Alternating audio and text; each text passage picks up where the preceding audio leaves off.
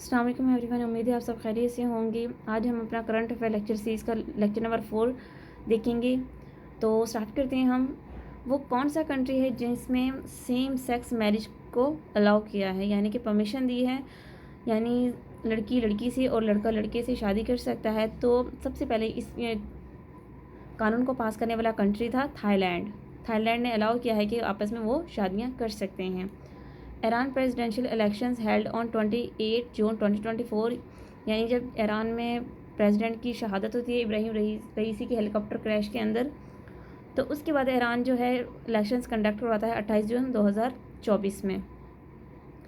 आगे देखेंगे गिलगित बल्तिस्तान, बजट की एलोकेशन इसके लिए कितनी की जाती है? 140 बिलियन। आगे हमारे पास है journalist courage and impact award, ये किस पर्सनालिटी को जाता है 2024 के अंदर? तो इसका राइट आंसर है Kamal Siddique. Champion of men's French Open 2024, तो इसका राइट आंसर है कैर्लोस लेक्रोज। T20 फास्टेस्ट सेंचुरी किस प्लेयर ने बनाई थी? तो इसका राइट आंसर है सोहेल चौहान, जिसने 27 गेंदों पे 100 रन बनाए थे। हाईएस्ट वॉरहेड्स ये किस कंट्री के पास हैं? ये रशिया के पास हैं 5500, जबकि दूसरे नंबर पे यूएस, तीसरे नंबर पे इंडिया और चौथे नंबर पे पाकिस्तान है। अगर पाकिस्तान की हम बात करें तो पाकिस्तान के पास 170 है, इंडिया की हम बात करें तो 172।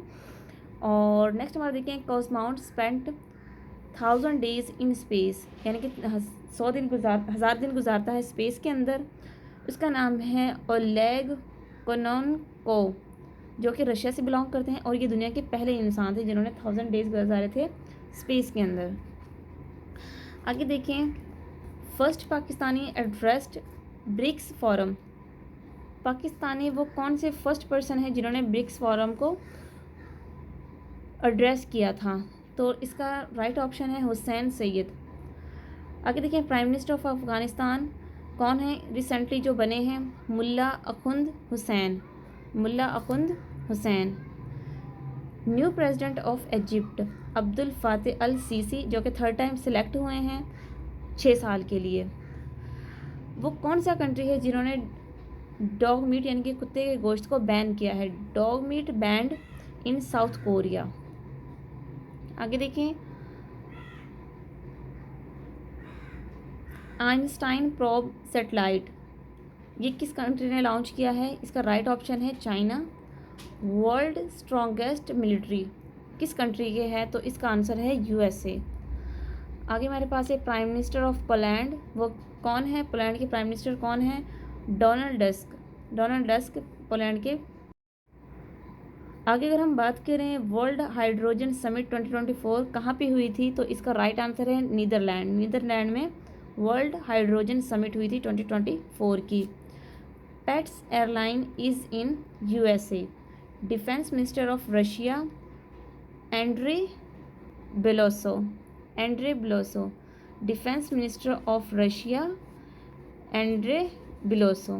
ठीक है, नेक्स्ट हमारे पास क्वेश्चन आता है वो कौन सा कंट्री है जिसने अपने आर्मी कम होने की वजह से अपने कैदियों के आर्मी में भर्ती करना स्टार्ट कर दिया था?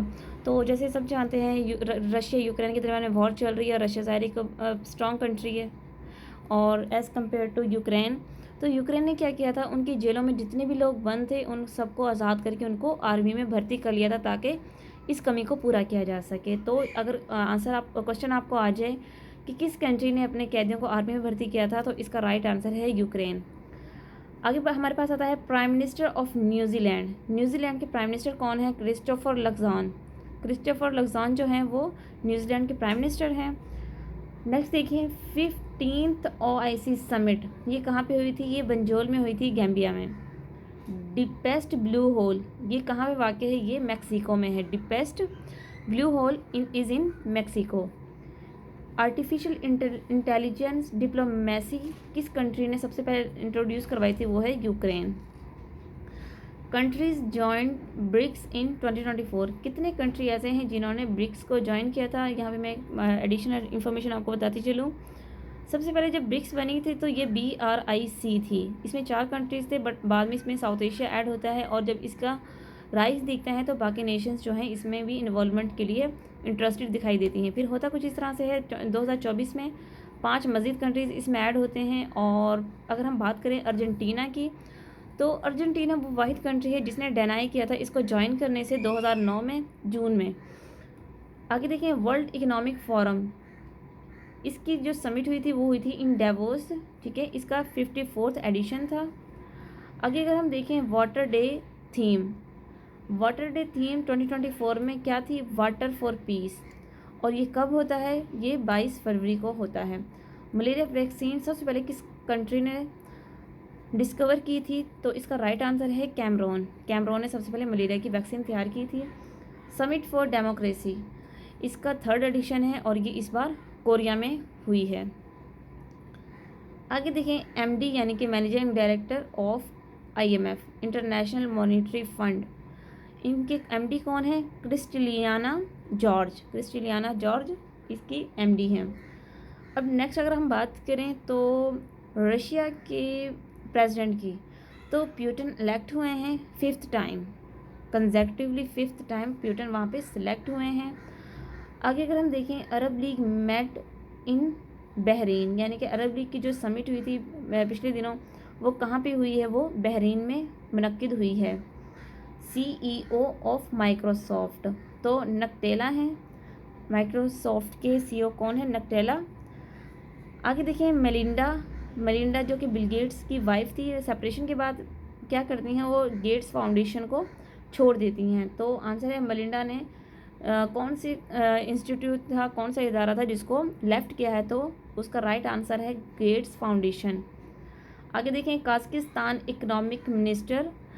अच्छा, यहाँ पे मैं आपको बता दूँ क्वेश्चन को पढ़ने से पहले, अगर आपको पेपर में कोई ऐसा क्वेश्चन आ जाए, वो कौन सा कंट्री था जहाँ पे उसके मिनिस्टर ऑफ इकोनॉमिक्स के जो मिनिस्टर थे, जो इकोनॉमिक अफेयर्स को डील करते थे, वो कौन सा कंट्री है जिसको 24 साल की कैद सुनाई गई थी, तो इसका राइट आंसर है काज़किस्तान। क्योंकि काज़किस्तान के जो इकोनॉमिक मिनिस्टर हैं उन्होंने कत्ल किया था अपनी बीवी को और फिर उन्हें 24 साल की सज़ा सुनाई गई थी जुलाई 2024 के अंदर।